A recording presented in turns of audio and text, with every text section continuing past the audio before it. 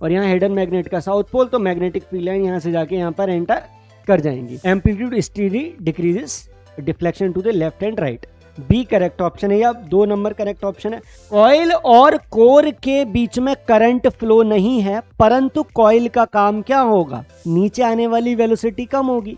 का नीचे आने वाली वेलोसिटी कम होगी तो काइनेटिक एनर्जी कम होगी। Hello students, how are you? I hope all of you are fit, fine and safe, doing good.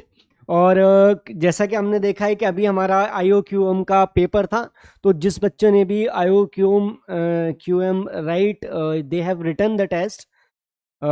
I hope उनका रिजल्ट अच्छा आएगा, उनका टेस्ट अच्छा गया होगा, ठीक है। और अभी हमारा NSE JS आने वाला है, so I for that also I wish all of you all the best, जो भी उसको एग्ज़ाम को लिखना चाहते हैं, ठीक है। और इसके अलावा जो लास्ट क्लास थी, उस लास्ट क्लास में एक्चुअली आदित्य L1 लैंड करने वाला था दैट डे, लाइक उस दिन की बात है। तो तो फिर मैंने आपको कुछ क्वेश्चंस दिए थे, मैंने कहा हाँ ये होमवर्क में कर लेना, आज मैं डिस्कस कर लूँगा उनको, ठीक है। तो मेरे को भी बड़ी जल्दी हो रही थी ना, अब इतना प्राइड के, और चंद्रयान के बाद स्पेशली हमने देखा है कि वो स्पेस के लिए ये सब जितना, एक तो मेरे अंदर पहले से ही इंटरेस्ट था इसके बारे में, ठीक है। I was so much curious about this, और अभी भी हूँ। और जब ये होता था तो इसके बाद भी वो इंटरेस्ट और ज़्यादा शूटअप हो गया था, ठीक है। तो जो क्वेश्चन मैंने लास्ट लेक्चर में आपको होमवर्क में दिए थे, वो मैं आज यहाँ पे डिस्कस करूँगा, ठीक है। और जैसा कि आपको पता है कि हमारा magnetic effect of electric current जो चैप्टर चल रहा है NDMI, उसका एक टॉपिक बचा हुआ है, and that topic is earth's magnetism, है ना, अर्थ मैग्नेटिक फील्ड। तो हम उसके बारे में बात करेंगे, और बचे हुए जो क्वेश्चंस थे उन क्वेश्चंस को हम आज करने वाले हैं, ठीक है। तो चलो स्टार्ट करते हैं। आज हमारा कौन सा है? 4th लेक्चर है इसका, ठीक है। और उसके बाद इस 4th लेक्चर के बाद जो आपका लाइट बचा हुआ है ना, लाइट के 2 लेक्चर बचे हुए हैं, है ना, वो हम उसके बाद फिर अपलोड हो जाएंगे। तो आफ्टर दिस लेक्चर, ठीक है, जो बचा हुआ था आपका, है ना, लाइट का, वो लेक्चर इसके बाद आ जाएंगे, ठीक है। तो आगे बढ़ते हैं, ठीक है। तो ऐसा कुछ नहीं है कि कोई भी टॉपिक जो ऐसा वो लेफ्ट आउट हो जाए, नहीं, everything will be like going ahead with proper way, ठीक है, इन प्रॉपर वे। अब आज का जो हमारा एजेंडा रहेगा, आज का एजेंडा क्या है? आज का एजेंडा है अर्थ का मैग्नेटिक फील्ड डिस्कस करना। हमारी अर्थ मैग्नेट की तरह काम करते हैं, आपको भी पता है ना। और उसके एलिमेंट्स क्या है, मतलब हम क्या क्या जानना चाहिए। अगर मुझे अर्थ के मैग्नेटिक फील्ड को समझना है तो NSE JS के हिसाब से क्या क्या चीज़ें जरूरी हैं हमारी जानने के लिए, उसके बाद और फिर हम कुछ प्रैक्टिस क्वेश्चंस करेंगे, ठीक है। तो यहां तक किसी को कोई दिक्कत नहीं? चलो, हालांकि अभी स्टार्ट भी नहीं करा है, कोई नहीं।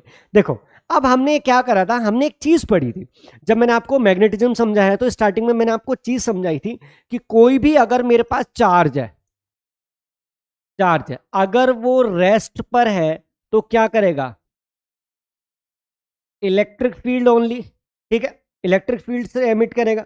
लेकिन अगर वो चार्ज मूव कर रहा है, अगर वही चार्ज क्या कर रहा है? मूव कर रहा है, तो मूव करने पे क्या करेगा? इलेक्ट्रिक फील्ड तो करेगा ही, प्लस मैग्नेटिक फील्ड भी करेगा साथ में, ठीक है। तो जहां जहां चार्ज हमारा मोशन में आ जाएगा, वहां वहां क्या होगा? इलेक्ट्रिक फील्ड के साथ साथ मैग्नेटिक फील्ड भी होगा, ठीक है। अब जरा ध्यान से सुनो, और हमने जो अर्थ के बारे में पढ़ा है, तो अर्थ की जो कोर है वो क्या है? मोल्टन कोर है, ठीक है ना, मोल्टन कोर। अब उस मोल्टन कोर में क्या होगा? हमारे पास क्या होंगे? आयंस होंगे, है ना, चार्ज्ड पार्टिकल्स होंगे। अब जो चार्ज पार्टिकल्स हैं, अगर वो आयंस या चार्ज पार्टिकल्स जब मूव करेंगे तो मोशन से क्या होगा? हमारा मैग्नेटिक फील्ड प्रोड्यूस हो जाएगा। यही है, सिंपल सा लॉजिक है, कोई रॉकेट साइंस नहीं है, ठीक है। तो हमने क्या देखा, just you can look in this picture, हमारे सेंटर में क्या है? एक मोल्टन है, मोल्टन कोर है। अब इस मोल्टन में कोर में क्या है कि आयन है, कोबाल्ट है, ये बहुत सारी चीजें, ठीक है। इनके आयन सब मूव करते हैं, अर्थ रोटेट करेगी, ठीक है। तो क्या होगा? रिलेटिव मोशन होगा, है ना। तो वो उससे क्या होगा कि जब हमारे आयंस जब मूव करेंगे तो आयंस मूव करेंगे तो पूरी अर्थ ऐसे बिहेव करेगी जैसे एक हिडन मैग्नेट इसके अंदर छुपी हुई है ना। ये पूरा क्या होगा, कैसे बिहेव करेगा, behaves like a large magnet is hidden, magnet is hidden inside earth. ऐसे बिहेव करेगा कि भाई अर्थ है और उसके अंदर हमने क्या करा है, एक मैग्नेट, या फिर एक मैग्नेट ली उसके ऊपर से हमने मिट्टी और पानी लगा के एक अर्थ बना दी। It will behave in this fashion, ठीक है। अब यहां पर देखो एक चीजें धीरे धीरे मैं बताऊंगा। The earth behaves as a huge bar magnet with its magnetic field on its surface and up to height of about 3 into 10 power 4 kilometre. मतलब आप समझो कि इसका कितना हो गया, 30,000 किलोमीटर, 30,000 किलोमीटर इसका इफेक्ट हमें देखा जा सकता है। जबकि रेडियस ऑफ अर्थ क्या है, रेडियस ऑफ अर्थ है 6400 किलोमीटर, ठीक है। तो मतलब आप सोचो कि लगभग लगभग जो है क्या हो गया 5 टाइम्स, लगभग अर्थ के रेडियस के 5 टाइम्स उसका इफेक्ट देखा जा सकता है, ठीक है। हालांकि कुछ हमारे क्या कहते हैं साइंटिस्ट ये भी कहते हैं कि जो अर्थ का मैग्नेटिक फील्ड है वो क्या आ रहा है कि सन से आती हुई जो हमारी जो नुकसानदेह वेव्स हैं, पार्टिकल्स हैं, उनको क्या करता है, अर्थ से बाहर डिफ्लेक्ट कर देता है। तो अर्थ को प्रोटेक्टिव लेयर भी प्रोवाइड करता है ये मैग्नेटिक फील्ड, ठीक है। खैर वो हमारे अभी के NSCJS के लेवल से बहुत ऊपर की बात है, ठीक है। We are not going to make a deep dive into that. And the next is another point of view attributes to the earth magnetism is due to the presence of iron and nickel in the core of the earth, ठीक है। It is assumed that the rotation of earth about its axis causes the magnetisation of the iron and nickel and earth behaves as a bar magnet. सो क्या है कि ये हमारी अर्थ है और अपनी एक्सिस पे रोटेट कर रही है। उससे क्या होता है कि हमारे पास जो नेट इफेक्ट निकल के आता है वो इफेक्ट ऐसे निकल के आता है कि अर्थ के अंदर जो है एक bar magnet, huge bar magnet hidden है, ठीक है। अब चलो ध्यान से देखो, अब पहले इसको देख लो, ठीक है। यहां देखो ऊपर साउथ है, नीचे नॉर्थ है, तो यहां से निकल के यहां जा रही है, ठीक है। अब यहां से निकल के ये ऐसे करके ऊपर जो है वो इंसर्ट हो रही है। अब पहले इस पिक्चर को समझने के लिए पहले हम समझ लेते हैं कि हमारे पास एक फ्रीली लाइक है ना सस्पेंडेड मैग्नेट है। ध्यान से सुनो, इसको समझने से पहले मैं आपको एक चीज समझाता हूं। देखो बेटा, हमारे पास एक ये थ्रेड है, ठीक है। ये हमारे पास एक थ्रेड है। इस थ्रेड पे मैंने क्या किया, एक मैग्नेट सस्पेंड की, है ना। ये लो, ये मैंने मैग्नेट सस्पेंड कर दी। अब मैग्नेट क्या हुआ, थ्रेड लिया और आराम से ऐसे सस्पेंड कर दिया, ठीक है। नाउ लिसन केयरफुली, जब सस्पेंड कर दिया तो ये हमारा नॉर्थ पोल है और ये हमारा south pole of the magnetic compass है। तो ये किस डायरेक्शन में होगा, अगर ये स्टेबिलिटी इसकी देखना चाहें तो एक ह्यूज बार मैग्नेट है, ह्यूज बार मैग्नेट है, क्या होगा, उसका जो साउथ पोल होगा और इसका नॉर्थ पोल होगा। तो ये क्या करेगा, ये क्या करेगा, अगर इसमें से मैं मैग्नेटिक फील्ड लाइन निकालूं तो it will go like this. Huge bar magnet की अगर मैं मैग्नेटिक फील्ड लाइन निकालूं तो कुछ ऐसी जाएंगी, isn't it. Now listen carefully, अब क्या होगा कि जो हमारी सस्पेंडेड बार मैग्नेट है, सस्पेंडेड कंपास है, सस्पेंडेड मैग्नेटिक नीडल है, वो खुद को मैग्नेटिक फील्ड लाइन के हिसाब से अलाइन कर लेगी, ठीक है। अब ध्यान से देखो हुआ क्या, तो जिस डायरेक्शन में हमारी मैग्नेट नॉर्थ शो कर रही है वो मैग्नेटिक फील्ड लाइन की डायरेक्शन है, सिंपल। इसका मतलब जो जिसकी वजह से ये अलाइन कर रही है इस साइड, वहां उसका साउथ है, और वैसे भी कॉमन सेंस लगाओ तो नॉर्थ कहां जाएगा, साउथ की तरफ अट्रैक्ट होगा, ठीक है। और साउथ कहाँ जाएगा, नॉर्थ की तरफ अट्रैक्ट होगा, यही सीन है। अब मैं क्या करता हूं यहां पर, मैं आपको एक सिंपल सी चीज बताता हूं। लाइक जैसे मान लो मैंने अपना ईयरफोन का ये ले लिया, लूप बना लिया, और इसमें मैं एक ये पेन को फंसा ले रहा हूं लाइक दिस। अब देखो जरा, मैंने इसको ऐसे कर दिया, ठीक है। देखो जरा ध्यान से, अगर मान लो ये नॉर्थ पोल है, तो नॉर्थ पोल कहाँ जाएगा, जो अर्थ की साउथ मैग्नेट, ये जो अर्थ का जो साउथ पोल होगा हिडन मैग्नेट का, और इसका साउथ पोल कहाँ जाएगा, जहां अर्थ का क्या होगा, नॉर्थ पोल होगा। तो बस हम वही लॉजिक लगा रहे हैं यहां पर। तो हुआ क्या कि जब हमने इसको देखा तो हमें पता था कि अगर जिस साइड हमारे इस मैग्नेट का, जिस साइड हमारे इस मैग्नेट का नॉर्थ पोल जा रहा है, उधर जमीन के अंदर उसी साइड हमारे जो अर्थ की हिडन मैग्नेट है उसका साउथ पोल होगा।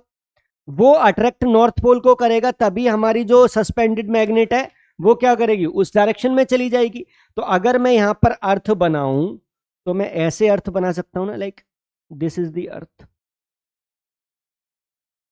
तो अर्थ के अंदर जो हिडन मैग्नेट है उसका जो साउथ पोल होगा, सस्पेंडेड मैग्नेट का नॉर्थ पोल उस साइड जाएगा, ठीक है। तो इसका मतलब अब यहां पर देखो, यहां पर क्या है कि जिस साइड हमारी सस्पेंडेड मैग्नेट का नॉर्थ पोल होता है उसको हम ज्योग्राफिकल नॉर्थ मानते हैं, या in that direction similarly.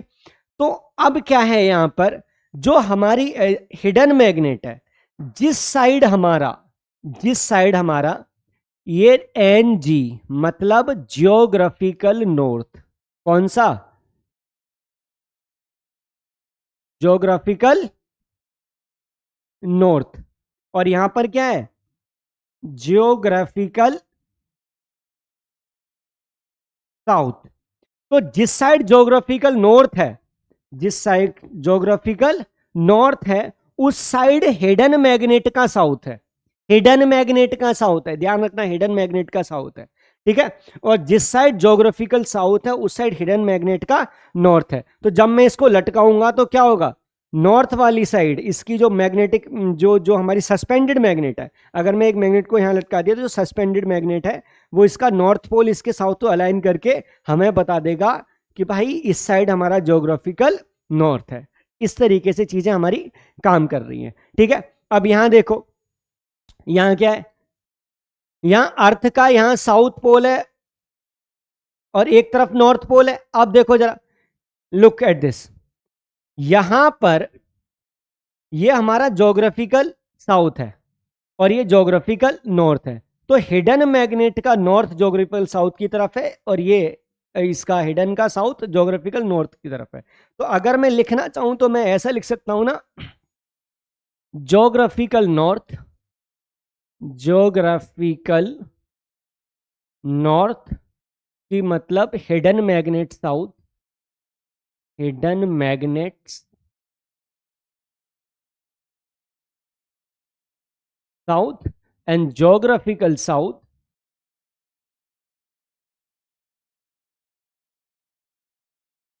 Hidden magnets north.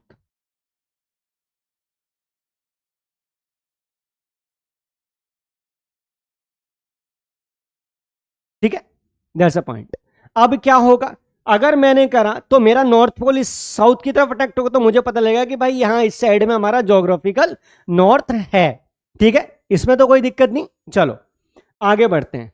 अब देखो, the axis of earth's magnetic field does not coincide with the geographical axis, the angle between them being about 15 degree. अब देखो, हम ये मान के चलते हैं कि मान लो जो हमारा ज्योग्राफिकल नॉर्थ और ज्योग्राफिकल साउथ है उसी डायरेक्शन में क्या होगा, हमारा उसी लाइन के अलोंग हमारा मैग्नेट का, हिडन मैग्नेट का एक्सिस भी सेम होगी। बट एक्चुअली ऐसा नहीं है, दोनों के बीच में एंगल कितना है, अराउंड 15 डिग्री। तो मैं यहां पर अगर डायग्राम बनाऊं तो ये हमारी अर्थ है, ये एन जी और ये N S, sorry N G और ये एस जी, ये ज्योग्राफिकल नॉर्थ ज्योग्राफिकल साउथ। और अगर मैं इसकी बात करूं तो जो हमारी मैग्नेट है, हिडन मैग्नेट है, ऐसे करके, तो इसके बीच का जो एंगल बन रहा है ना, ये एंगल बन रहा है, ध्यान से देखना, इसका ये एंगल लगभग 15 डिग्री बन रहा है। We are talking about that. ठीक है, चलो यहां तक समझ में आया। तो earth magnetic field is suppose to arise from the electric currents in the molten iron rich outer core surrounding the solid inner core of the earth. ठीक है, तो यहां तक हमारा मेन पॉइंट ये निकल के आता है इस पूरे में से कि जो हमारी ज्योग्राफिकल नॉर्थ साउथ है, ठीक है, और जो हमारी मैग्नेटिक नॉर्थ साउथ है, या एक मिनट, साउथ मैग्नेटिक अर्थ वाला और यहां पे नॉर्थ मैग्नेटिक, इसके बीच का एंगल लगभग 15 डिग्री। ठीक है, तो अगर मैं सस्पेंडेड मैग्नेट यहां पे क्या करूंगा, लटकाऊंगा, तो क्या होगा, वो इसके अलाइन हो जाएगी। ठीक है, यहां तक कोई दिक्कत नहीं, आगे बढ़े, चलो। Elements of the earth magnetic field, हां जी, इसका क्या करें, ये क्या होता है, मैग्नेट तो पता थी हमें, मैग्नेटिक फील्ड भी पता था, आपने उसकी मैग्नेटिक फील्ड इंटेंसिटी की यूनिट टेस्ला भी बताई थी। ठीक है, और इलेक्ट्रोमैग्नेट भी बताई थी, परमानेंट मैग्नेट भी बताई थी, परमानेंट मैग्नेट आती कहाँ से ये भी बताया था। पर इसके एलिमेंट्स का मतलब क्या हो गया, क्या इसके भी हिस्से, बिल्कुल, जरा ध्यान से सुनो। हम क्या कर रहे हैं यहाँ पर, मैं, देखो, हमारे पास है कोई अर्थ, ये ब्लू कलर की अर्थ ले, ये अर्थ है, हालांकि 3D होनी चाहिए, बट हमारे पास 2D है। ठीक है, अब 2D प्लेन पे 3D बनाना मुश्किल है। अब जरा ध्यान से देखो, होगा क्या कि अर्थ के हिडन मैग्नेट के साउथ पोल से मैग्नेटिक फील्ड लाइन जाके हिडन हिडन मैग्नेट के नॉर्थ पोल से मैग्नेटिक फील्ड लाइन जाके हिडन मैग्नेट के साउथ पोल में एंटर कर जाएंगी, यही होगा। यहां हिडन मैग्नेट का नॉर्थ पोल और यहां हिडन मैग्नेट का साउथ पोल, तो मैग्नेटिक फील्ड लाइन यहां से जाके यहां पर एंटर कर जाएंगी। अब मान लो मैं कहीं भी एक जगह, चाहे यहां पॉइंट है, यहां पॉइंट है, यहां पॉइंट, कहीं भी पॉइंट ले रहा हूं मैं, अब इस पॉइंट पर अगर मैग्नेट लटकाऊंगा तो इन फील्ड लाइन के हिसाब से वो क्या करेगी, खुद को अलाइन कर लेगी, यही होगा। देखो जरा, तो अब देखना, यहां पर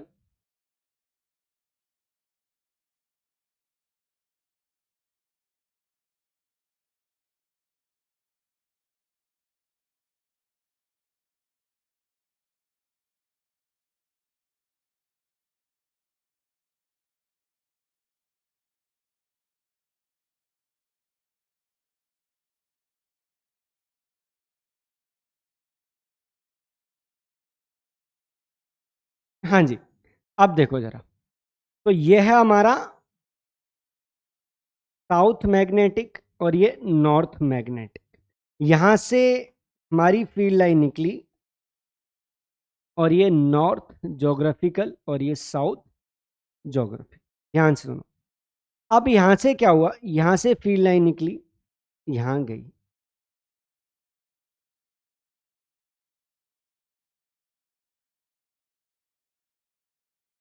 अब मैं एक फ्रीली सस्पेंडेड मैग्नेट यहां पर लगाता हूं, ये रही मेरी, ये नॉर्थ है, ये साउथ है, इसको मैंने यहां पर लगा दिया। अब एक चीज देखो, मान लो मैं यहां पर इस चीज को यहां पर बोर्ड के सामने इनेक्ट कर रहा हूं, फील्ड लाइन यहां से आई, यहां चली गई, ध्यान से देखो, यहां से आई, यहां चली गई, लाइक दिस।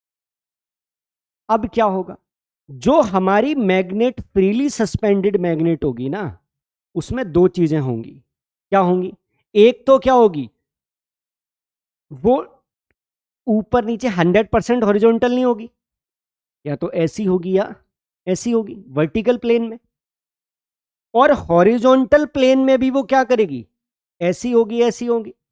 अगर वर्टिकल प्लेन में देखें तो यहां पर क्या होगा, इस हिसाब से यहां पे देश देश इस प्लेन में होगी, और हॉरिजॉन्टल में देखूं तो हॉरिजॉन्टल में भी क्या होगी, हॉरिजॉन्टल प्लेन में भी ऐसी होगी। तो क्या होगा, उसका एक वर्टिकल प्लेन में कि भाई अगर ये मेरा हॉरिजॉन्टल है तो क्या होगी, मैग्नेट हमारी कुछ इस तरीके से होगी, यहां कोई एंगल थीटा बनाएगी, सिंपल है। और एक क्या होगा हॉरिजॉन्टल प्लेन में, कि अगर मेरा, मैं इसको टॉप से देख रहा हूं, मैं इसको कहां से देख रहा हूं, टॉप से देख रहा हूं, तो अगर मैं इसको टॉप से देखूंगा तो क्या होगा, टॉप से देखूंगा तो अगर मुझे यहां पे आनी चाहिए, लेकिन वो क्या करेगा, यहां से थोड़ा सा एंगल बना लेगी, ठीक है। तो अगर ये फ्री सस्पेंडेड है तो एक तो हॉरिजॉन्टल से नीचे होगी, ठीक है। और क्या होगा, अगर मैं इसको टॉप से देखूंगा तो टॉप से क्या, अगर ये इधर ऐसे करके मेरे को रोटेट होती हुई दिखेगी। We are talking about that. अच्छा देखो बेटा,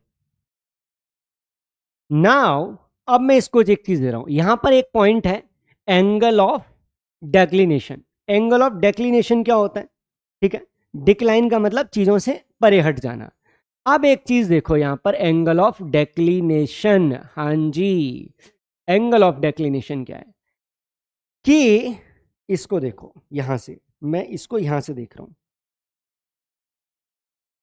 होनी ऐसे चाहिए, ठीक है। जो एक्चुअल हमारा क्या है, ज्योग्राफिकल नॉर्थ और ज्योग्राफिकल साउथ, यहां देखो ये हमारा नॉर्थ ज्योग्राफिकल है और ये साउथ ज्योग्राफिकल है, और हमारी मैग्नेट ये है, सस्पेंडेड मैग्नेट ये है, तो ये कुछ एंगल बनाएगी ना, ग्रेट। अब हम इसकी बात करते हैं, तो हम इसको बोल सकते हैं कि the angle made by, the angle made by freely suspended magnet from true या ज्योग्राफिकल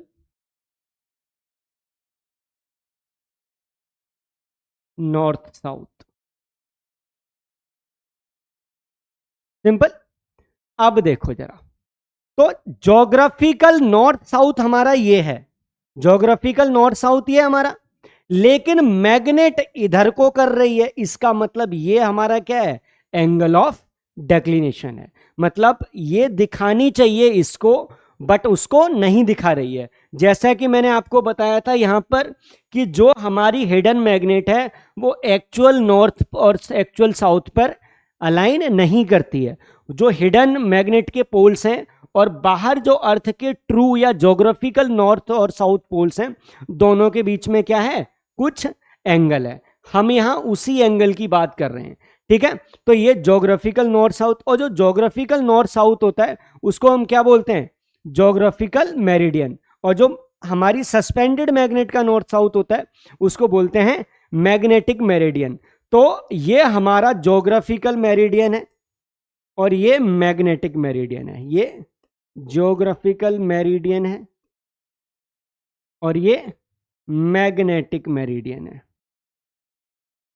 दोनों के बीच का जो एंगल है हम उसको बोलते हैं एंगल ऑफ डेक्लिनेशन, ठीक है। तो हमारी जो सस्पेंडेड मैग्नेट है वो suspended magnet geographical north south से कितना हट गई है, कितना एंगल साइड में दिखा रही है, that is our angle of declination, ठीक है।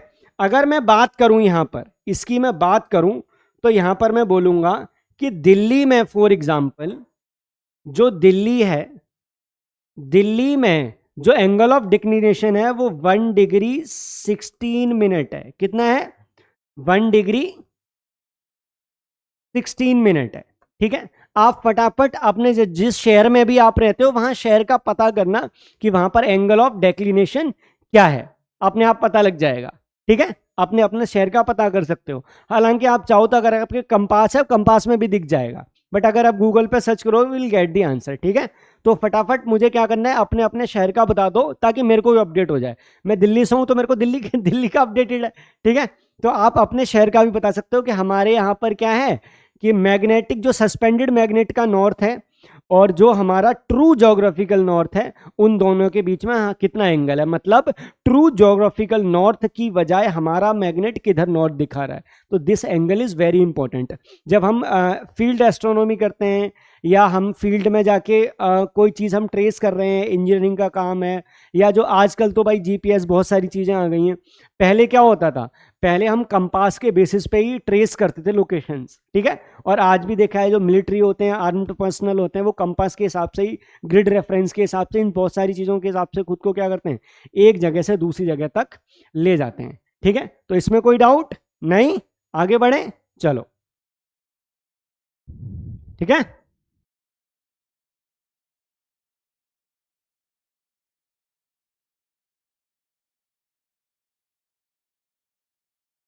चलो आगे, एंगल ऑफ डिप या एंगल ऑफ इंक्लिनेशन। हाँ जी, अब देखो बेटा,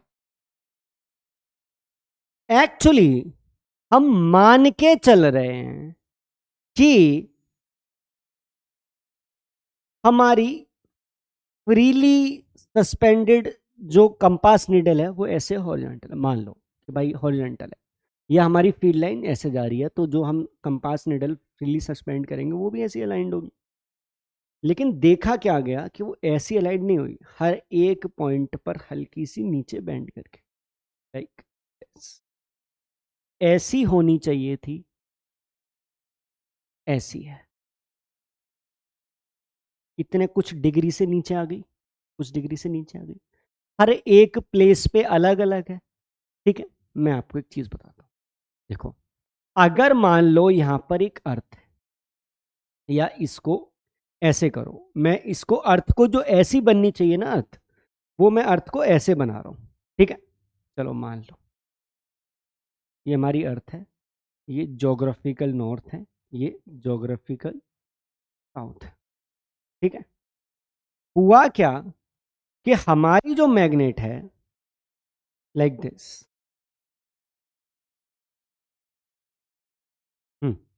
तो यहां नॉर्थ मैग्नेटिक है, यहाँ साउथ मैग्नेटिक है। चलो यहां से फील्ड लाइन लगी, यहां गई, यहां से फील्ड लाइन लेके यहां गई।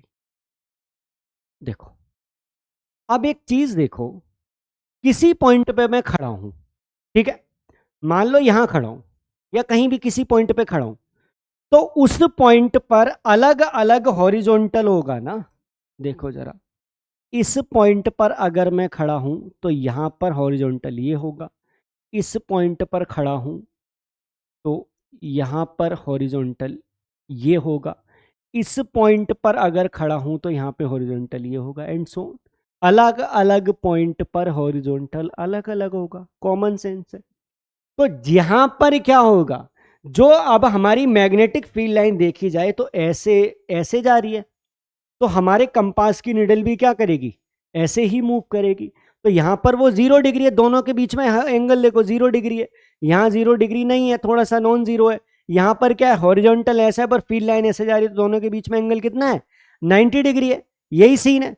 तो इसका मतलब किसी भी पॉइंट पर जब आप खड़े होते हैं तो वहां हॉरिजॉन्टल से जो हमारी फ्रीली सस्पेंडेड नीडल है वो कितना एंगल बना रही है, उसको हम एंगल ऑफ डिप बोलते हैं। अब जरा ध्यान से देखो, जो हमारा इक्वेटर है, इक्वेटर पे क्या होगा, हॉरिजॉन्टल भी ऐसा और फील्ड लाइन भी ऐसी, तो इक्वेटर पे क्या होगा, दोनों के बीच का एंगल हॉरिजॉन्टल और एक्चुअल फील्ड लाइन के बीच का एंगल कितना होगा, 0 डिग्री होगा, ठीक है।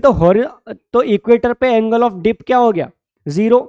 पोल पे क्या है, हॉरिजॉन्टल ऐसा है लेकिन लाइन वर्टिकली जमीन में या तो घुस रही है या वर्टिकली जमीन से बाहर जा रही है, यही है, तो वहां पर क्या होगा, एंगल ऑफ डिप 90 डिग्री हो जाएगा। So at equator, at equator angle of dip कितना है, 0 degree. At poles angle of dip आ गया 90 डिग्री। तो जब आप पोल पर फ्रीली सस्पेंडेड निडल करोगे तो वो क्या करेगी, जो आपकी नीडल है, मैग्नेटिक कंपास है, magnetic needle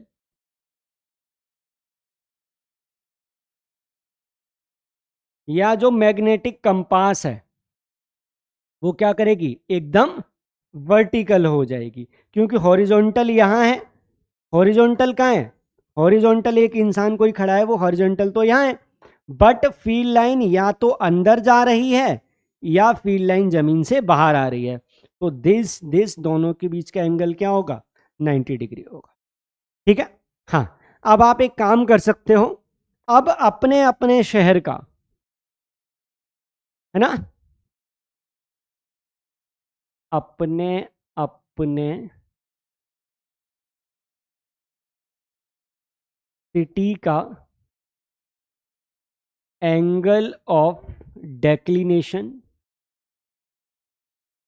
plus angle of dip, फटाफट कमेंट कर दो, क्योंकि मुझे अपना याद है, तुम्हारे शहर का मुझे इवन एक बच्चे, हमारे पास कई सारे बच्चे हैं, ठीक है, हालांकि अभी भी बच्चे अपने कमेंट करते हैं, बट अपने नाम और शहर के नाम के साथ कम करते हैं, तो मैं आपको बोल रहा हूँ कि वो करो, तो हमें एटलीस्ट ट्रेस तो रहेगा ना कि इस शहर का ये बच्चा है, उसको ये प्रॉब्लम है, ये समझ आया है और ये बात उसको समझ नहीं आई। ठीक है, यहाँ तक कोई दिक्कत, पक्का, आगे बढ़े, चलो।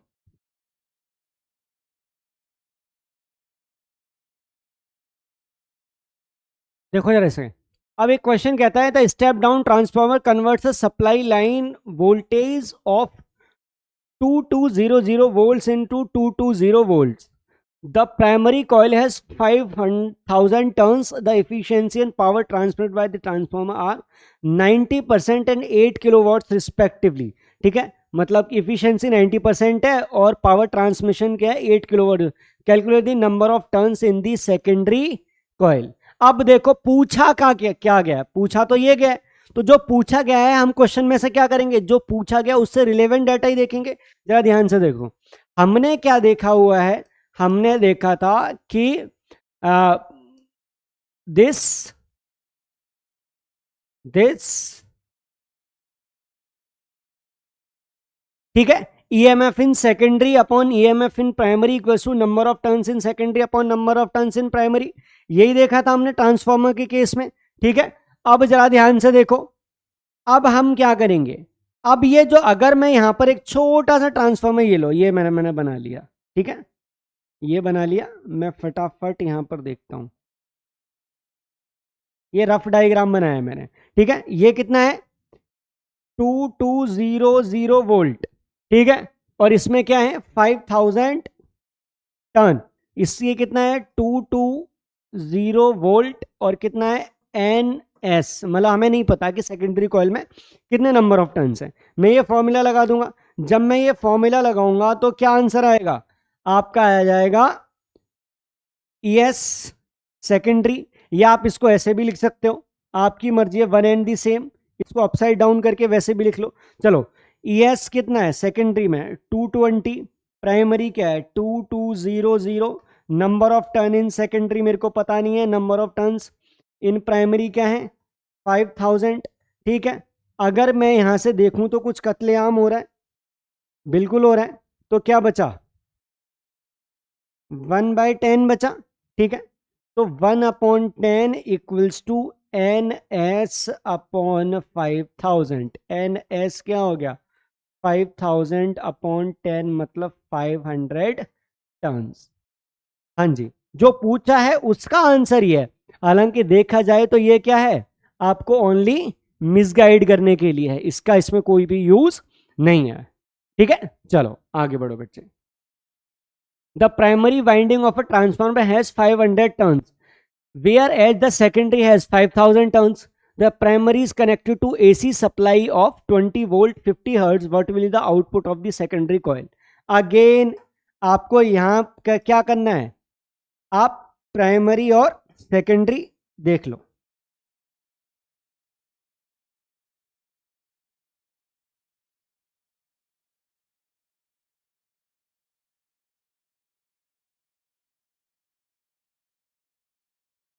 ठीक, प्राइमरी में कितना है 500 टर्न्स है, ठीक, और क्या है 20 वोल्ट 50 हर्ट्ज।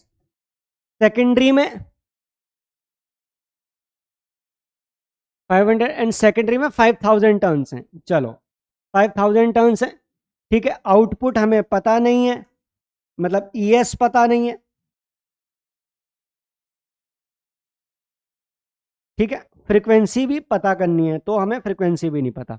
अब अच्छा देखो, हमारा फॉर्मूला क्या था, E S upon E P equals to N S upon N P, या कई लोग इसको ऐसे ही याद रखते हैं कि E P upon E S equals to N P upon N S, जैसा मन करे आप वैसा याद कर लो, वैल्यू पुट कर दो, ठीक है।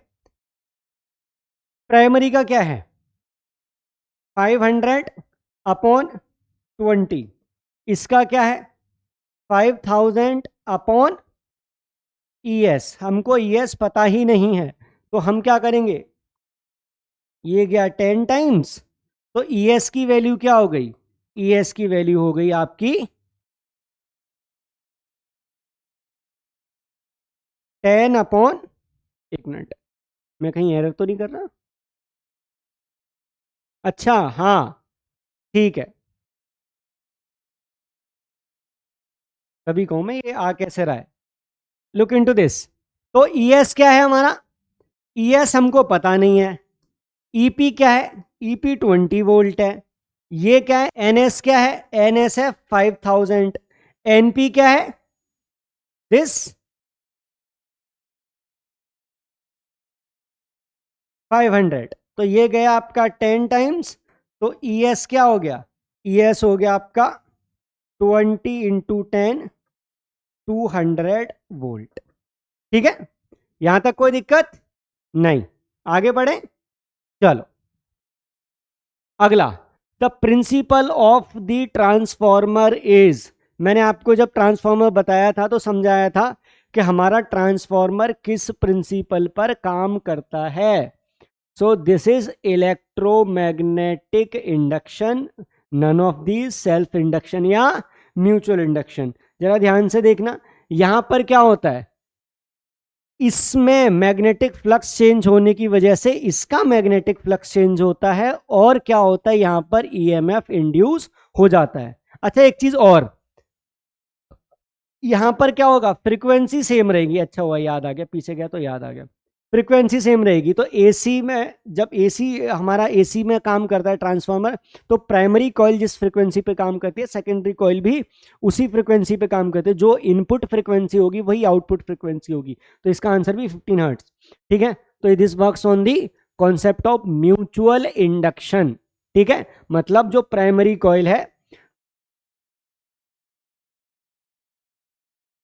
उसका मैग्नेटिक फ्लक्स चेंज होता है, और उस चेंज की वजह से सेकेंडरी कॉइल का मैग्नेटिक फ्लक्स चेंज होता है, और उस चेंज होने की वजह से ईएमएफ इंड्यूस्ड, और कौन सा, एसी ऑल्टरनेटिंग करंट आ जाता है, ठीक है। चलो step up transformer of turns ratio 2:1 has 50 hertz AC voltage applied to the primary, the frequency of AC output voltage across the secondary is, देखा जाए तो ये वही है, कोई रॉकेट साइंस नहीं है, ठीक है। अब पूछ क्या रहा है, फ्रीक्वेंसी ऑफ एसी आउटपुट, तो फ्रीक्वेंसी तो सेम ही रहेगी भाई, अगर इनिशियली हमारा 50 हर्ट्ज पे है तो आउटपुट भी क्या रहेगी, आउटपुट भी हमारा 50 हर्ट्ज पे रहेगा, क्योंकि frequency remains same in case of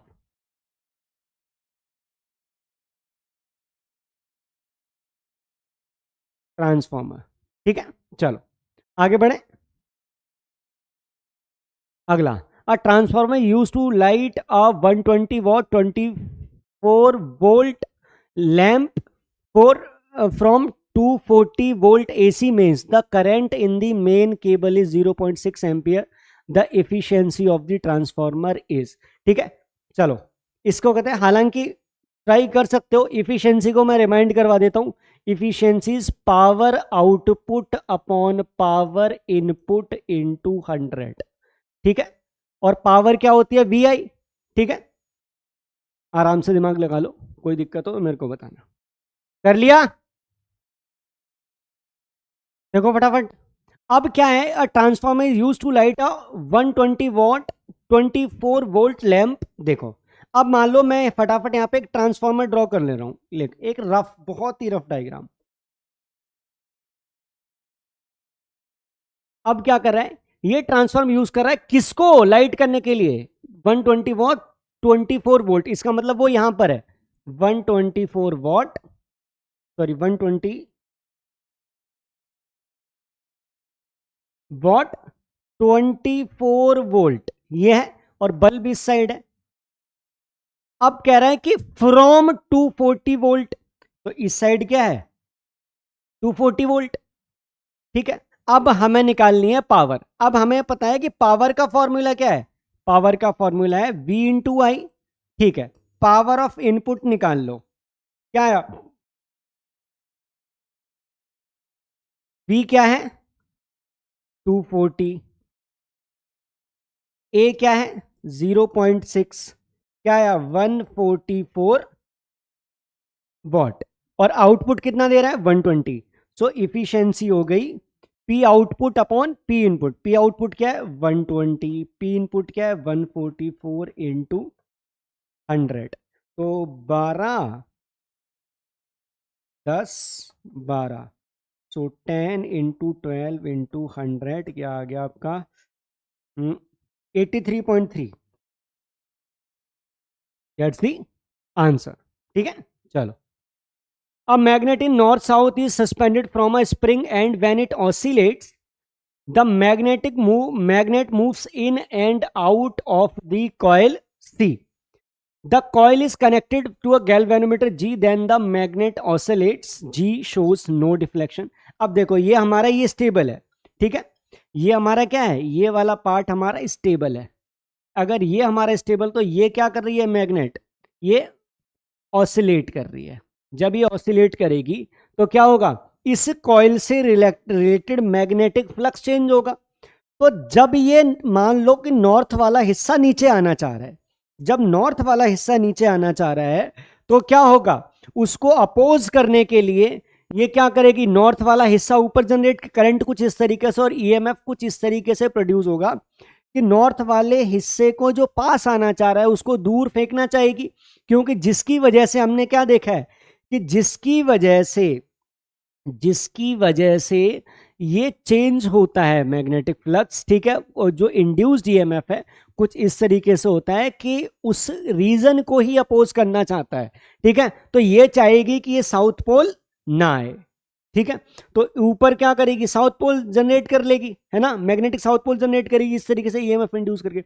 लेकिन जब वो वापस जाना चाहेगा तो साउथ पोल दूर चाह रहा है, अब ये फिर भी नहीं चाहती, है ना। होते ना, मैंने आपको बताया था कि अच्छा करो तो करो, उन्हें तो अपोज ही करना है कुछ लोग, ईएमएफ एकदम वैसा ही है, ठीक है।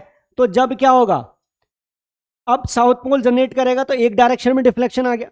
अब क्या करेगा, जब साउथ पोल दूर जाना चाह रहा है तो उसको अट्रैक्ट करने के लिए नॉर्थ पोल कुछ इस तरीके से ईएमएफ जनरेट होगा कि इस साइड क्या हो जाए, नॉर्थ पोल आ जाए। तो ये मतलब अब करंट अपोजिट डायरेक्शन में आएगा, ठीक है। और इस तरीके से ऑसिलेट करेगा तो क्या होगा, डायरेक्शन कभी इस डायरेक्शन में, इस डायरेक्शन में, इस डायरेक्शन में, इस डायरेक्शन में। बट यहां पर एक पॉइंट है, ये क्या कर रहा है, इसका जो हमारा ऑसिलेशन है उसको ये वाला अपोज करना चाह रहा है, तो धीरे धीरे क्या होगा, ऑसिलेशन का एम्पलीट्यूड फेड हो जाएगा, ठीक है। और क्या होगा, इसके साथ साथ वो खुद आना चाह रही है, स्प्रिंग ऑसिलेट करना चाह रही है, ठीक है, मैग्नेट को साथ लेके। अब ये उसको अपोज कर रहा है, मतलब कि ना तो उसको टू जाने दे रहा है ना फ्रो जाने दे रहा है, ना टू जाने दे रहा है फ्रो जाने दे रहा है। तो ऑसिलेशन में हमेशा एक रेजिस्टिव फोर्स लगेगा, एक फोर्स ऑफ अपोजिशन लगाएगा इंडक्शन की वजह से। तो क्या होगा, जो हमारा ऑसिलेशन है कभी इधर होगा कभी इधर होगा, तो ये होगा। बट इसके ऑसिलेशंस भी क्या कर रहे हैं, धीरे धीरे फॉल कर रहे हैं, क्योंकि ये अपोजिट फोर्स लगा रहा है, ये उसको अपोज करना चाह रहा है, रेजिस्ट करना चाह रहा है। तो इसकी वेलोसिटी धीरे धीरे फॉल हो जाएगी, तो rate of change of magnetic flux will decrease. Delta phi B upon delta T will decrease. तो क्या होगा, ईएमएफ भी क्या हो करेगा, ग्रेजुअली डिक्रीज। क्या करेगा ये, ग्रेजुअली डिक्रीज, ठीक। और उससे क्या होगा कि amplitude steady decreases, deflection to the left and right. B correct option है या 2 नंबर करेक्ट ऑप्शन है। अगर मैं इसका डायग्राम बनाऊं तो डायग्राम है आपका ऐसा बन जाएगा, ये भाई हमारा ईएमएफ है 0, ये प्लस है, ये माइनस है, दिस वे, ऐसे करके हमारा डैम्प्ड ऑसिलेशंस हो जाएंगे। ठीक है, यहां तक कोई दिक्कत? चलो अगला देखो। A step down transformer reduces 220 volt to 11 volt. The primary coil draws 5 ampere current and secondary coil supplies 90 ampere. Efficiency of the transformer will be. Again same concept use है, कोई rocket science नहीं है। ठीक है, solve करो and let me no. चलो कर लिया ट्राई। अब देखो स्टेप डाउन ट्रांसफॉर्मर है, अब वो क्या कर रहा है कि 220 वोल्ट को घटा के कितना कर रहा है 11 वोल्ट। 220 वोल्ट को घटा के कितना कर रहा है 11 वोल्ट। अच्छा चलो फटाफट एक रफ डायग्राम बना लो, ये लो।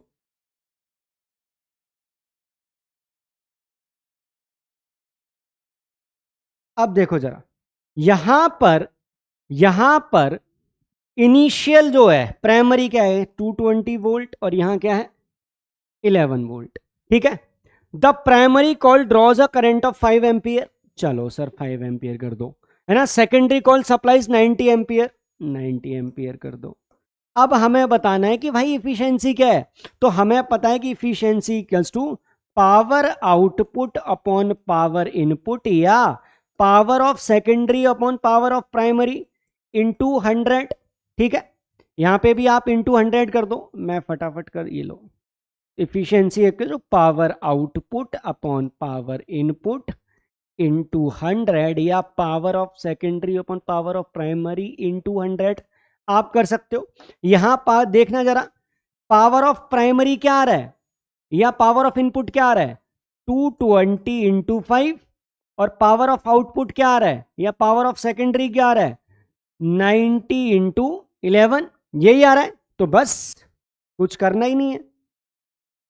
सेकेंडरी क्या है 90, या इसको मैं ऐसे बोलूं, पावर को यहां पे फॉर्मूले के फॉर्म में अगर मैं रखना चाहूं तो I can keep like this कि भाई VSIS अपॉन VPIP इंटू 100 हमारी इफिशियंसी आ जाएगी। देखा जाए तो मैंने इसी फॉर्मूले से ये निकाला हुआ है।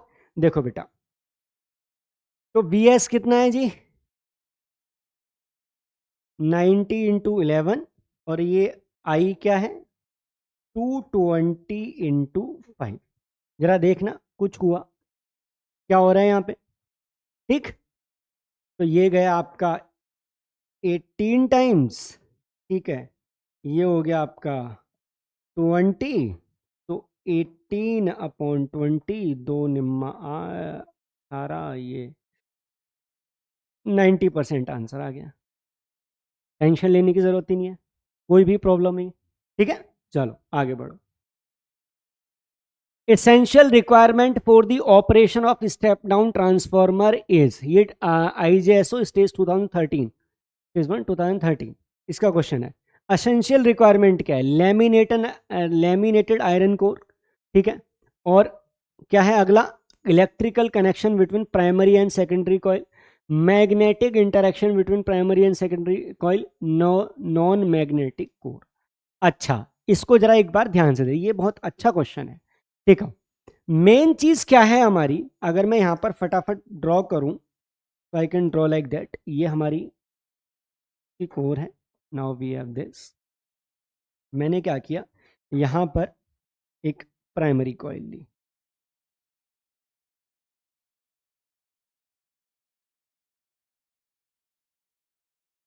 ये हमारा AC सोर्स है। ठीक है, यहां हमने क्या किया सेकेंडरी ली। अब अच्छा, ये हमारा प्राइमरी, ये है सेकेंडरी। अब एक चीज यहां पर ध्यान से देखो, इसका मैग्नेटिक फ्लक्स क्या होता है चेंज होता है। इसके मैग्नेटिक फ्लक्स चेंज होने से या इसके मैग्नेटिक फील्ड के चेंज होने से, इसके मैग्नेटिक फील्ड के चेंज होने से सेकेंडरी वाले का मैग्नेटिक फ्लक्स चेंज होता है, और उसके मैग्नेटिक फ्लक्स चेंज होने से उसमें EMF इंड्यूस होता है। कहानी तो यही कहती है। चलो अच्छा देख लेते हैं। पहला क्या हुआ, magnetic field of primary coil changes, उसका रिजल्ट ये क्या हुआ, magnetic flux of secondary coil changes. अब ये भी चेंज कर रहा है कॉन्टिन्यूसली, ये भी चेंज कर रहा है, और इसके चेंज होने से क्या है, इसका इफेक्ट वहां पे पड़ रहा है, इसके वजह से magnetic flux of secondary coil changes continuously. अब इसके मैग्नेटिक फ्लक्स होने से EMF is induced in secondary coil. तो हमने क्या किया कि भाई इसका जो मैग्नेटिक फील्ड है वो सफिशिएंट है क्वांटिटी में वहां तक पहुंचे, या फिर इसके जो मैग्नेटिक फील्ड चेंज हो रहा है, rate of change of magnetic field है, उसका प्रॉपर इंपैक्ट यहां तक पहुंचे। तो हमने क्या किया, ये सॉफ्ट आयरन को मतलब pure iron we are talking about, वो हमने कर दिया।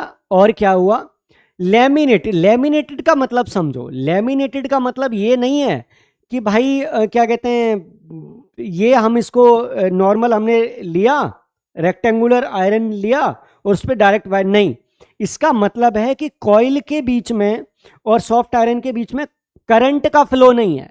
जो हमारी कॉइल है, कॉइल के बीच में और उसका करंट का फ्लो नहीं है। जैसे मैं आपको एक चीज दिखाऊं, जैसे मान लो बेटा ये मेरा हैंड है, ये सॉफ्ट आयरन कोर है, ठीक है, मैंने इसके ऊपर रैपिंग कर दी, एक लेमिनेशन कर दिया, एक इंसुलेशन चढ़ा दी।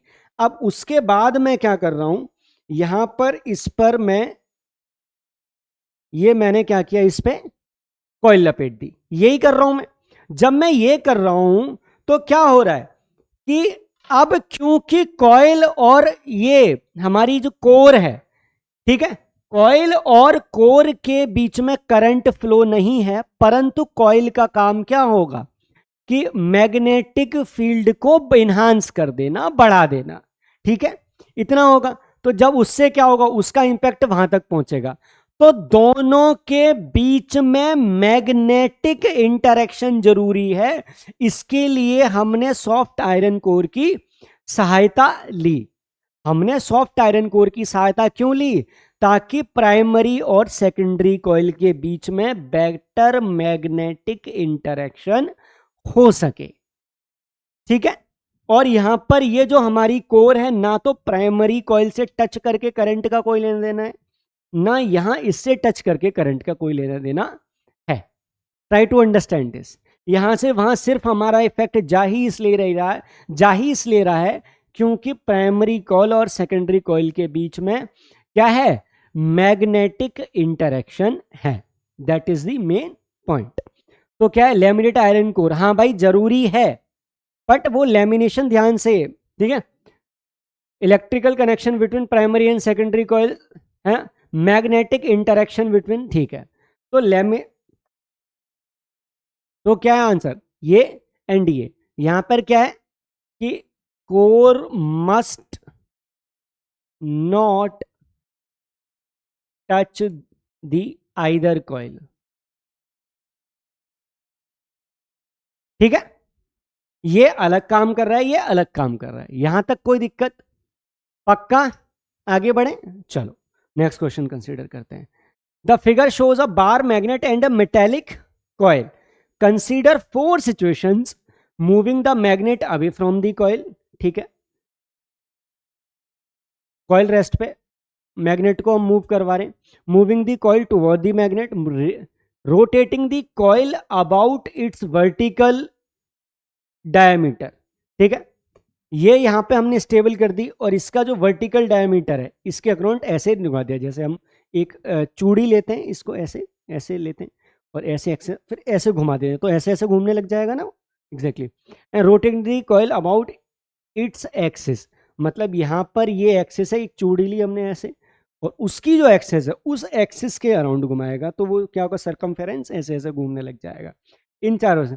The an EMF in the coil will be generated for the following cases, situations में करेगा।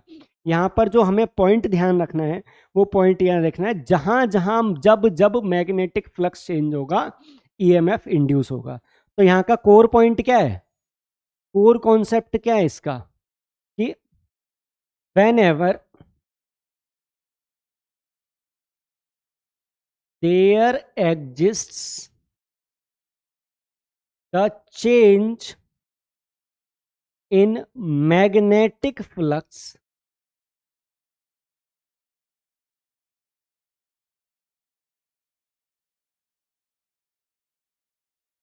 phi b linked with a coil, linked with a coil, an EMF will be induced in that coil। अब यहां पर एक चीज है हमारी point करने वाली, कि हमसे पूछा है कि किस किस केस में EMF इंड्यूस होगा। EMF तभी इंड्यूस होगा जब उससे रिलेटेड क्या होगा, मैग्नेटिक फ्लक्स चेंज होगा। अब हमें दिमाग लगाकर बताना है कि कौन कौन से केस में मैग्नेटिक फ्लक्स चेंज होगा।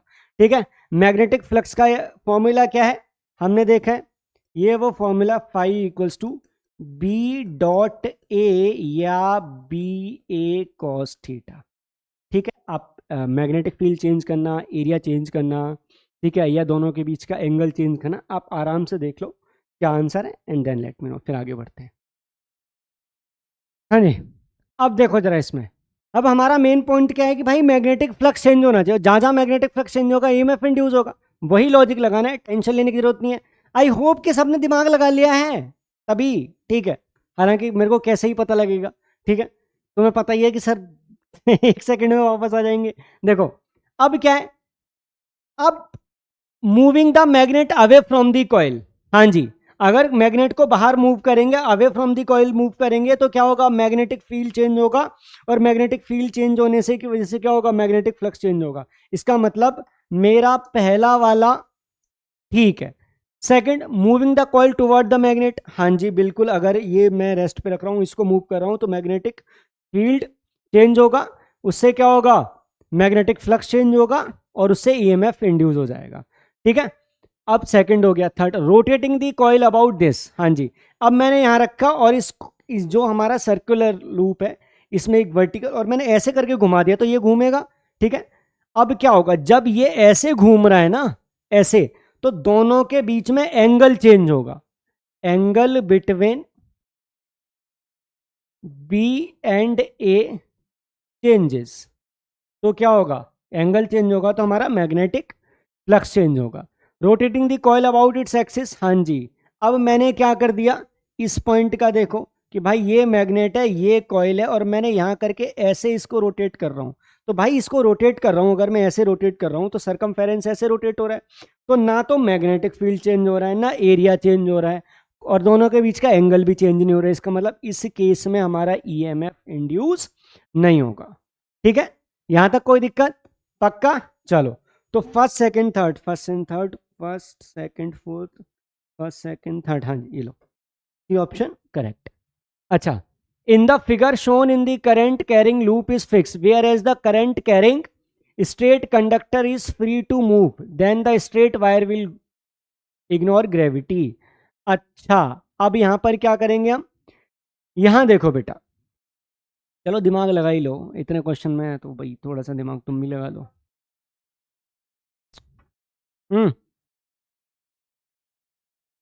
कर लिया, बढ़े आगे।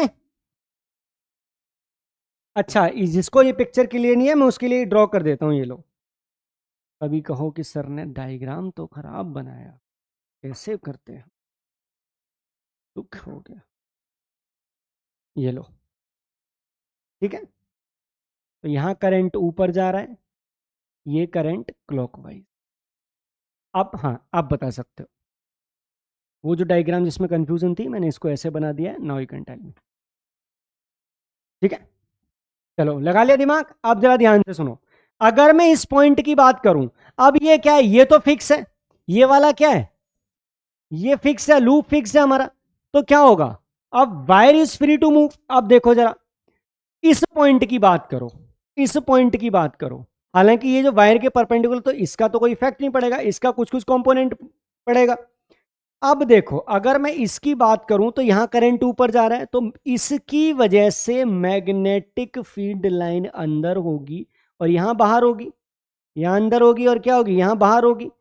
तो यहां पर इसकी वजह से जरा ध्यान से देखो, यहां होगा अंदर बाहर, यही होगा। अब देखो जरा, इसकी वजह से ये हो गया। अब यहां पर कैसा फोर्स लगेगा, अब यहां पर हमने देखा कि देखो मैग्नेटिक फील्ड बाहर, करंट ऊपर, तो फोर्स कहां लगेगा, अंदर की तरफ लगेगा, मैग्नेटिक फील्ड बाहर, है ना, करंट ऊपर, तो फोर्स कहां लगेगा, लूप की तरफ लगेगा। चलो, इधर फोर्स कर लिया, ठीक है, फोर्स एफ ए बोल देता हूं इसकी वजह से, ठीक है, चलो एफ ए हो गया हमारा। अब इसकी बात करो जरा, इसकी, यहां क्या होगा, फील्ड अंदर जाएगा इसकी वजह से, और यहां बाहर आएगा, तो इसकी वजह से क्या होगा, ये अंदर जाता रहेगा, ये अंदर जाता रहेगा, यहां पे भी इसकी वजह से क्या होगा, ये अंदर जाता रहेगा, तो क्या होगा, इस पर ये एफ ए स्ट्रोंगर होगा, एफ ए क्या होगा, स्ट्रोंगर होगा, ठीक है, तो ये मूव कहां करेगा, रेमिनिस्टेंटली मूव टुवर्ड दी लूप, ये इसकी तरफ मूव करेगा, ठीक है। हालांकि देखो, इसका अगर इसको थोड़े से एलिमेंट को काट के अगर मैं भी देखूं ना, तो इसका इफेक्ट यहां पे ऐसा आ रहा है, जो कि क्या करेगा, इसका इफेक्ट ये दूर है, तो इसकी वजह से क्या होगा, ये वीक होगा, ठीक है। तो ए स्ट्रोंगर, ये वाला स्ट्रोंगर होगा, क्योंकि अगर इसको मैं छोटा सा करंट एलिमेंट मान के करूं ना, तो current carrying to wires in same direction, two elements in same direction, इसका छोटा सा एलिमेंट ले लो, इसका छोटा सा एलिमेंट ले लो, तो इसका छोटा एलिमेंट, इसका छोटा element, element carrying current the same direction, attraction produce हो जाएगा, ये हो गया। यहाँ अपोजिट डायरेक्शन, रिपल्शन प्रोड्यूस हो जाएगा, ये दूर है तो रिपल्शन कम होगा, पास है तो अट्रैक्शन ज़्यादा होगा, so it will be attractive toward the loop. यहाँ तक कोई दिक्कत, पक्का। चलो अगला, अब magnet is placed between two coil A B and C D as shown in the figure. It is being moved in the direction as shown by the arrow. Then which of the following statement is correct? हाँ जी, आराम से दिमाग लगा लो and just let me know. कर लिया, आगे बढ़े, चलो चलो देखो जरा, अब क्या है, ये मैग्नेट हमारी मूव कर रही है इस डायरेक्शन में, जब हमारी मैग्नेट इस डायरेक्शन में मूव कर रही है, तो ये हमेशा चाहेगा क्या, इसको अपोज करना, इसको अपोज करने के लिए यहां साउथ पोल क्रिएट करेगा, और ये चाहेगा कि नॉर्थ पोल दूर ना जाए, दूर ना जाए उसके लिए ये साउथ पोल क्रिएट करेगा। यहाँ पे सिंपल से, जब ये यहाँ आ रही है तो ये इसको पास, साउथ पोल पास आ रहा है, अपोज करने के लिए साउथ पोल को धकेलेगा, साउथ पोल को धकेलने के लिए इस साइड साउथ पोल क्रिएट कर लेगा। ये नॉर्थ पोल दूर जा रहा है तो ये चाहेगा नॉर्थ पोल दूर ना जाए, उसके लिए नॉर्थ पोल अट्रैक्ट करना पड़ेगा, नॉर्थ पोल को अट्रैक्ट करने के लिए साउथ पोल क्रिएट कर लेगा, ठीक है। अगर ये साउथ पोल होगा तो ये नॉर्थ हो जाएगा, ये साउथ होगा तो फिर ये नॉर्थ हो जाएगा, इजंट इट, ईएमएफ दोनों में कुछ इस डायरेक्शन में इंड्यूस हो जाएगा। अब ऑप्शंस देख लेते हैं। Looking from end A current in the coil A will be, A B will be anticlockwise, ठीक है, and looking from and D the direction of current in coil CD will be anticlockwise। अब देखो, N से मैं देख रहा हूं, N से नॉर्थ देखेगा, मतलब यहां पे क्या होगा, एंटी क्लॉकवाइज होगा, ध्यान से देखना। अगर मैं यहां से देखूंगा तो यहां से मेरे को नॉर्थ पोल दिखेगा, इसका मतलब यहां से देखने पे करंट कैसा होगा, एंटी क्लॉकवाइज होगा, ठीक है, ये point.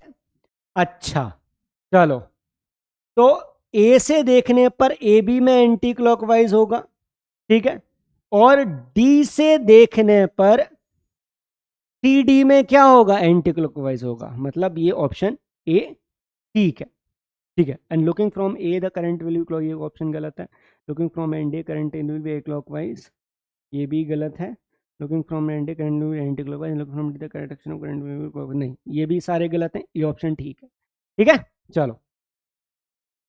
A bar magnet is allowed to fall freely from the same height toward the current carrying loop along its axis। ये यहां आ रही है ऐसे, like this, like this, like this, like this। ठीक है, as shown in 4 situations from 1 to 4, arrows shown in the direction of conventional current, choose the situation in which potential energy of the magnet coil interaction is maximum। हाँ जी, इसमें लगाना है हमें थोड़ा सा दिमाग। क्या है, देखो देखो जरा, कर लिया। देखो यहां पर करंट, देखो यहां पर करंट कैसा है, क्लॉकवाइज है।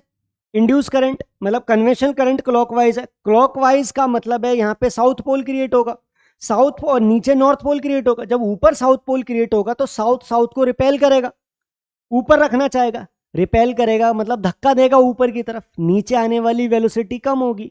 का नीचे आने वाली वेलोसिटी कम होगी तो काइनेटिक एनर्जी कम होगी, तो क्या होगा, पोटेंशियल एनर्जी ज्यादा होगी। ये ऊपर धकेलना चाहेगा ना, मतलब ये ऊपर रोकना चाहेगा, इसको ऊपर रोकना चाहेगा।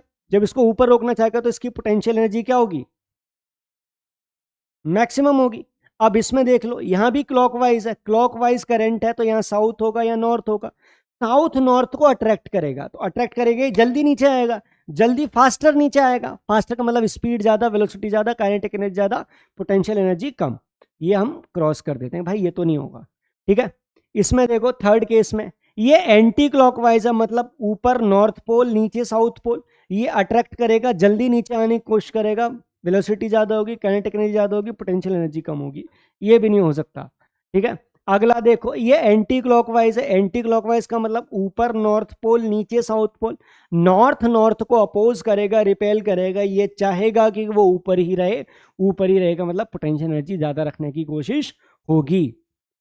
तो ये ठीक है, तो हमारे पास फर्स्ट थर्ड नहीं, पहला और चौथा, लो बी ऑप्शन सामने टिका हुआ है। ठीक है, चलो अगला, the magnetic force of a moving charge particle can change the particles. हाँ जी, speed only, both speed and direction, direction only, neither speed nor direction. ठीक है, हमें पता है कि एक मैग्नेटिक फील्ड है और मैग्नेटिक फील्ड में क्या हो रहा है, एक चार्ज पार्टिकल है। अब चार्ज पार्टिकल पर लगेगा फोर्स, है ना, क्या करेगा, विल एक्सपीरियंस फोर्स। तो क्या होगा, जब फोर्स एक्सपीरियंस करेगा तो फोर्स एक्सपीरियंस से क्या होगा, एक्सेलेरेशन होगा, एक्सेलेरेशन से चेंज इन वेलोसिटी। ठीक है, तो अब यहाँ स्पीड की बात कर रहा है, ठीक है, तो हमारी स्पीड चेंज होगी। और तो वेलोसिटी का मतलब क्या है कि भाई स्पीड भी और मैग्नीट्यूड भी और डायरेक्शन दोनों। ठीक है, अब बताओ इसमें से करेक्ट आंसर क्या है, जस्ट लेट मी नो। हो गया, अब देखो जरा, अब यहां पर डिपेंड कर रहा है ना कि हमारा एंगल, एंगल क्या है, बहुत सारी चीजें। ठीक है, तो जस्ट लेट मी नो कि what is the correct answer ये। ठीक है बेटा, लगा लिया दिमाग। अच्छा, अब आप क्या करोगे, बोथ डायरेक्शन स्पीड को टिक करोगे, है ना। पता है मेरे को, ध्यान से सुनो। जब हमारे पास कोई मैग्नेटिक फील्ड है, देखो जरा,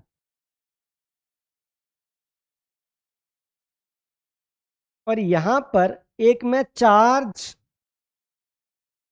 शूट करता हूं, एंगल थीटा से, ये वी है, ये डायरेक्शन ऑफ मैग्नेटिक फील्ड है, तो क्या होगा, ये चार्ज ऐसे जाके हेलिकल बना के जाएगा, ऐसे हेलिक्स बनाता हुआ जाएगा। ठीक है, जब ये हेलिक्स बनाता हुआ जाएगा तो यहां पर क्या होगा, यहां पर जो हमारा फोर्स लगेगा वो हमेशा वेलोसिटी के परपेंडिकुलर होगा। इसका मतलब चेंज इन वेलोसिटी, जो हमारा चेंज इन स्पीड,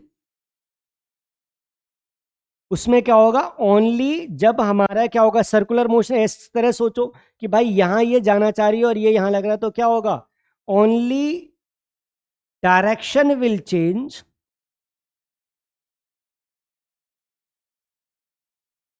स्पीड कैसी रहेगी, कांस्टेंट रहेगी। ठीक है, तो only direction will change, speed will remains constant. अच्छा, ठीक है, तो आज तक आपके सबके लिए इतना ही। अब आप क्या करना, अब आप जो हमारा सिलेबस है, ठीक है, सिलेबस के जितने डाउट टॉपिक्स हैं,